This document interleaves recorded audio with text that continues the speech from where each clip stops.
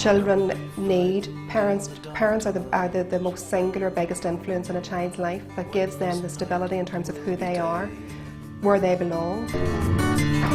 I'll be whispering in the treetops in the morning when you wake. At a very deep level, children feel a sense of something missing if they don't know who their parents are. Up to half of children are living without one or other parent. Yes. Well, sadly, of course, once it's reached the court arena, the positions can be quite entrenched. And first of all, we try for direct contact. If that's not working, then we suggest a contact centre.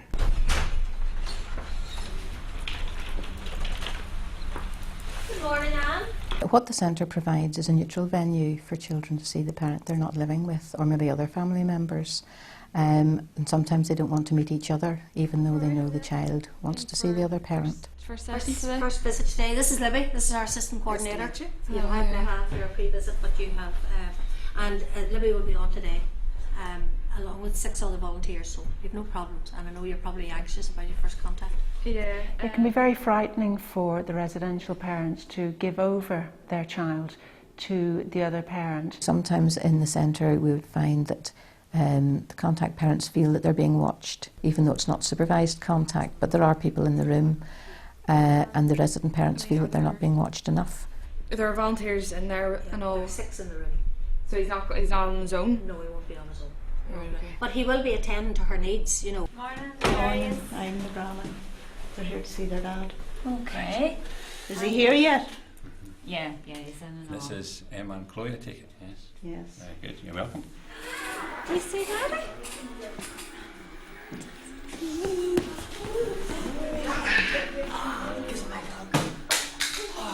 If there has been violence in the past or difficulty maybe with misuse of drink or something like that, that we would be aware of that and aware if there are any particular needs the child has. Is he sober?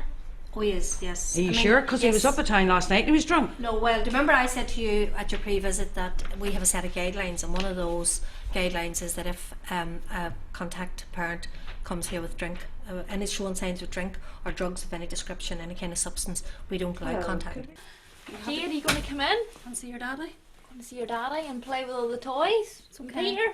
There's going to be wee toys and all in there, okay? You go with the lady and I'll That's see you a soon. good girl. You come with me. Okay, Peter, you going to come with me? Good boy. Go, listen, if there's any hassle, the lady will bring you Your out. mum will okay? just be in here all I'll the be time here. and we can come and get you if you need. Okay? That's a good girl. See you soon. See you soon. Bye. Bye. Quite often the resident parent will sit in a little room for the first week or two, and then we do encourage them to go out and spend a couple of hours outside of the centre, you know, and enjoy the morning off. They see the volunteers are very, very experienced, very caring. They are usually quite happy to leave the child who they know will not come to any harm. And then after, the feedback after that is that they're very glad that that has happened. It's just, you know, like, what do I do? What do I say? I mean, the volunteers are key to the running of the centre. They're trained in things like child protection, domestic violence. They're told about the legal framework.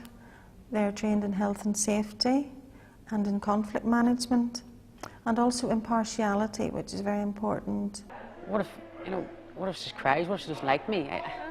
If it comes down here the first time and starts crying, I'll hold the child till you get to Some young fellas have no idea about how to work with a child.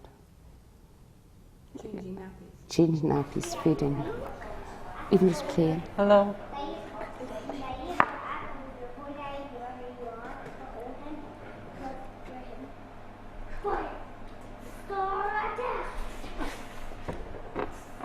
Hello, Julie. My daughter's brought to the front door and I go to the room at the back, and then she was brought down to me, and then I play with her down in the back room. There's like toys and there's a play area out in the backyard, like swings and a slide and things like that.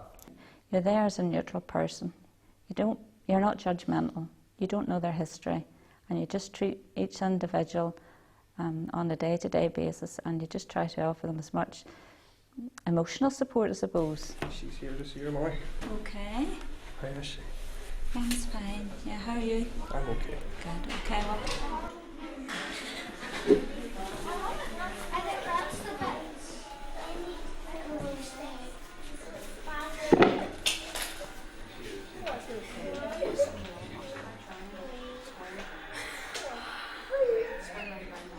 After a while settling in, it just felt like the norm. She started to say to me, meeting Daddy at the centre, and just felt real happy and didn't want to leave and waved at me going away and all.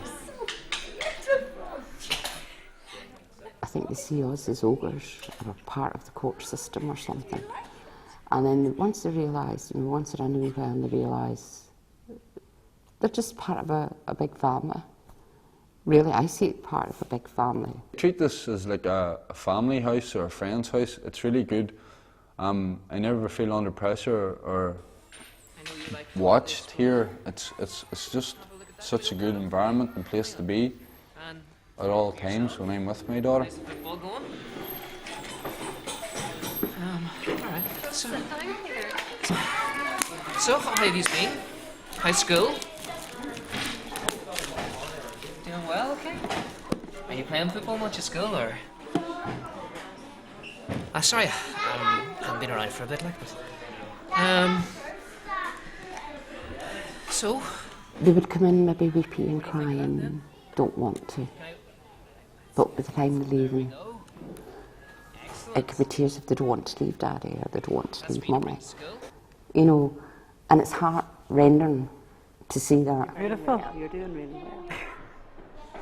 Aren't you beautiful?